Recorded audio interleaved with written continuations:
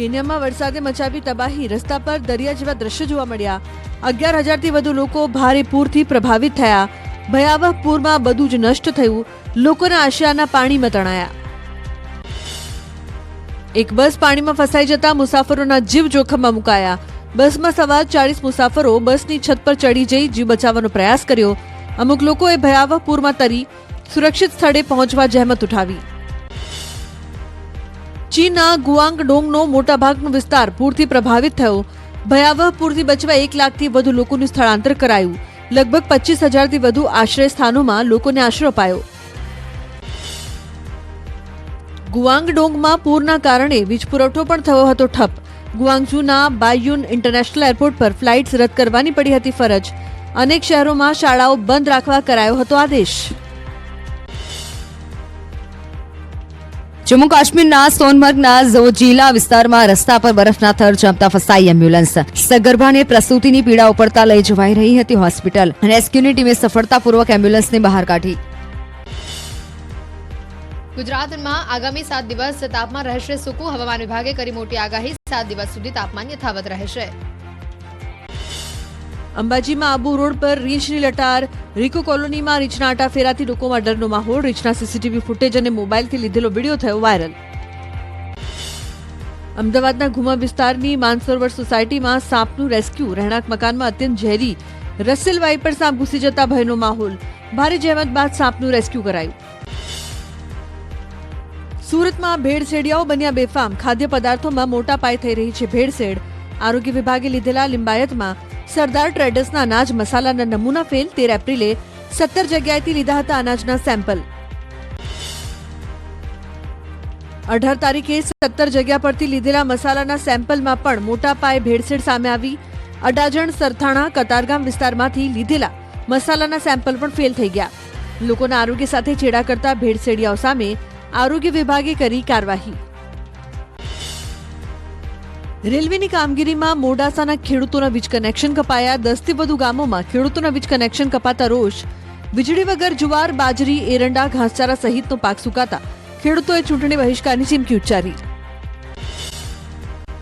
Indian overseas કોંગ્રેસના અધ્યક્ષ સામ પિત્રોડાના વિરાસત ટેક્સના નિવેદનથી વિવાદ। અમેરિકામાં વિરાસત ટેક્સ લાગે છે જે ખૂબ જ રસપ્રદ કાયદો છે। ભારતમાં એવો કોઈ કાયદો નથી, પરંતુ મને લાગે છે કે આની ચર્ચા થવી જોઈએ।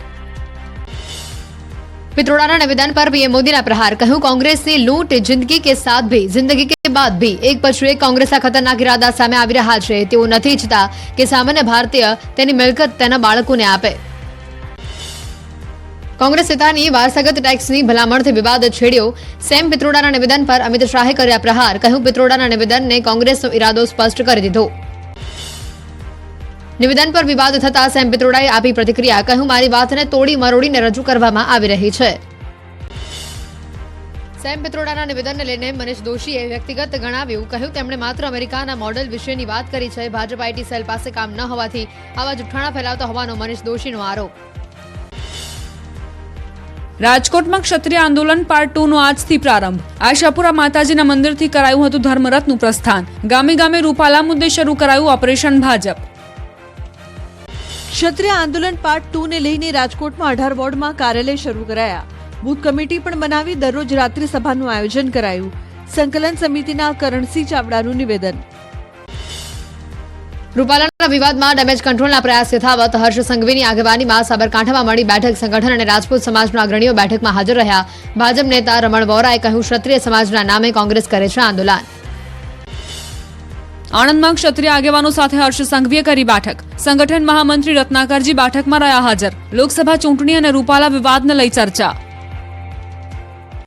પોલીસ તંત્ર મતદાતાઓને ધમકાવતા હોવાનો શક્તિસિંહનો આરોપ। પોલીસ દબાણ કરે કે ધમકાવે તો ફોનમાં રેકોર્ડિંગ કરવા શક્તિસિંહે કરી અપીલ। કહ્યું, જો તમને કોઈ પણ પોલીસ કર્મી ધમકાવતા હોય તો કોંગ્રેસ વોર રૂમનો સંપર્ક કરો। શક્તિસિંહના નિવેદન સામે ભાજપનો વળતો પ્રહાર। યજ્ઞેશ દવેએ કહ્યું, હાલ કોંગ્રેસ પાસે કોઈ મુદ્દા નથી એટલે આવા ગતકડા કરે છે। શક્તિસિંહને કોંગ્રેસનો જમાનો યાદ આવ્યો લાગે છે। પાલનપુરના સમાડી ગામે પ્રચાર દરમિયાન ગેનીબેન ઠાકુર આક્રમક મિજાજમાં દેખાયા। પોલીસ પર પ્રહાર કરતા ગેનીબેને કહ્યું કે તમારું કામ કાયદો અને વ્યવસ્થા જાળવવાનું છે। પ્રજાના પરસેવાનો પગાર તમને મળે છે। પોલીસવાળા દમદાટી આપે તો અમને કહેજો। પ્રતાપ દુધાતે નિલેશ કુંભાણીને ગદ્દાર ગણાવ્યા. કહ્યું, નિલેશ કુંભાણીને છેલ્લા શ્વાસ સુધી નહીં છોડું. તેણે પાર્ટીની નહીં પણ પ્રજાની પીઠમાં ખંજર માર્યું છે. હવે સુરતમાં કાં તો એ રહેશે કાં તો હું રહીશ. ચૂંટણી પ્રચાર માટે ધાણાની પહોંચ્યા હીરા બજાર. પરેશ ધાણાણીએ જસદનમાં રત્ન કલાકારો સાથે બેસીને હીરા ઘસ્યા. ધાણાણીએ આગવી રીતે કરેલા પ્રચારનો વિડીયો સામે આવ્યો. ચૂંટણી પ્રચારમાં ચેતર વસાવાનો અનોખો અંદાજ. જંબુસરમાં ચેતર વસાવા જલેબી તળતા દેખાયા. કોંગ્રેસ અને આપના કાર્યકર્તાઓ એક જ ચાલે ચૈતર ચાલેના નારા લગાવ્યા. ભાજપ ઉમેદવાર ધવલ પટેલના ચૂંટણી પ્રચાર માટે ગેમનો વિશેષ વિડીયો બનાવાયો. વિડીયો ગેમમાં ધવલ પટેલના ચહેરાવાળું કેરેક્ટર દર્શાવી વિવિધ યોજનાઓની માહિતી અપાઈ. ચૂંટણી પ્રચાર માટે બનાવેલો વિડીયો સોશિયલ મીડિયામાં થયો વાયરલ. રાજકોટમાં સુરતવાડી થતા રહી ગઈ. પરેશ ધાનાણીને ટિકિટ મળવાથી ભાજપ ખેલ ના પાડી શક્યું. કોંગ્રેસ નેતા હેમંગ વસાવડાએ ભાજપ પર કર્યો આક્ષેપ. કહ્યું, વિક્રમ સોરાણીને ટિકિટ આપી હોત તો રાજકોટમાં સુરતવાડી થાત. પંચમહાલ જિલ્લા કોંગ્રેસમાં મોટું ભંગાણ. વિધાનસભાના બે પૂર્વ ઉમેદવારોએ આપ્યા રાજીનામા. દુષ્યંતસિંહ ચૌહાણ અને રશ્મિકા ચૌહાણે અંગત કારણોસર આપ્યું રાજીનામું. વાંકાનેરના વિક્રમ સોરાણી કરશે કેસરિયા. વિધાનસભા ચૂંટણીમાં આપમાંથી ચૂંટણી લડ્યા હતા વિક્રમ સોરાણી. 29 એપ્રિલે CR પાટીલની હાજરીમાં ભાજપમાં જોડાશે વિક્રમ સોરાણી. કચ્છના ભાજપ ઉમેદવાર વિનોદ ચાવડાએ મોરબી વિધાનસભા કાર્યાલયનું કર્યું ઉદ્ઘાટન. સાંસદ મોહન કુંડારિયા, કેસરી દેવસિંહ ઝાલા, ધારાસભ્ય કાંતિ અમૃતિયા સહિતના ભાજપના આગેવાનો રહ્યા હાજર. વિનોદ ચાવડાએ જંગી લીડથી જીતનો વિશ્વાસ વ્યક્ત કર્યો. અમદાવાદ પશ્ચિમ લોકસભાના ભાજપ ઉમેદવારનો પ્રચંડ પ્રચાર. દિનેશ મકવાણાએ જનસંપર્ક યાત્રાના માધ્યમથી શરૂ કર્યો પ્રચાર. કહ્યું, 5 લાખની જંગી લીડ સાથે ભાજપનો વિજય થશે. અમરેલીમાં કોંગ્રેસ ઉમેદવારના કાર્યાલયનો પ્રારંભ. જેની ઠુમરના ચૂંટણી કાર્યાલયનું થયું ઉદ્ઘાટન. મોટી સંખ્યામાં કોંગ્રેસ નેતાઓ અને કાર્યકરો રહ્યા હાજર. પંચમહાલના કાલોલમાં ભાજપ કાર્યાલયનું ઉદ્ઘાટન. ધારાસભ્ય ફતેહસિંહ ચૌહાણે કહ્યું, કાર્યાલય બેસી રહેવા નથી, ચૂંટણી જીતવા શરૂ કરાયું છે. ઘર ઘર સુધી પહોંચવા ધારાસભ્ય કાર્યકરોને કર્યું છે આહવાન.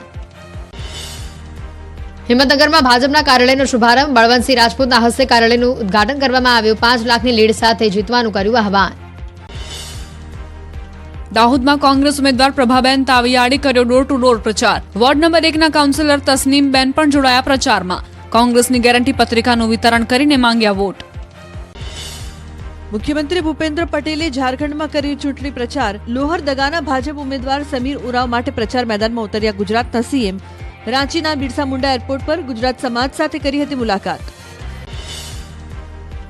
છત્તીસગઢના શક્તિમાં પ્રધાનમંત્રી મોદીએ સંબોધી પ્રચાર રેલી. કોંગ્રેસના નેતાઓ પર નિશાન સાધતા કહ્યું, 60 વર્ષ સુધી એક જ પરિવારે પોતે અથવા રિમોટથી સરકાર ચલાવી. કોંગ્રેસ શાસનકાળ દરમિયાન કોંગ્રેસના નેતાઓએ માત્ર પોતાની તિજોરી ભરવાનું કામ કર્યું.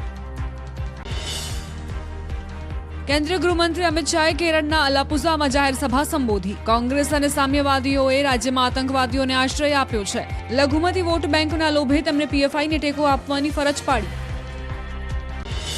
બિહારના ભાગલપુરમાં ભાજપના રાષ્ટ્રીય અધ્યક્ષ JP નડ્ડાએ જનસભા સંબોધી. ઇન્ડી ગઠબંધનને પરિવાર અને ભ્રષ્ટાચારીઓનું જોડાણ ગણાવ્યું. કહ્યું, ગઈકાલે બધા વિરોધી હતા, આજે એકબીજાને ભેટી રહ્યા છે કારણ કે આ બધા ભ્રષ્ટાચારમાં સામેલ છે.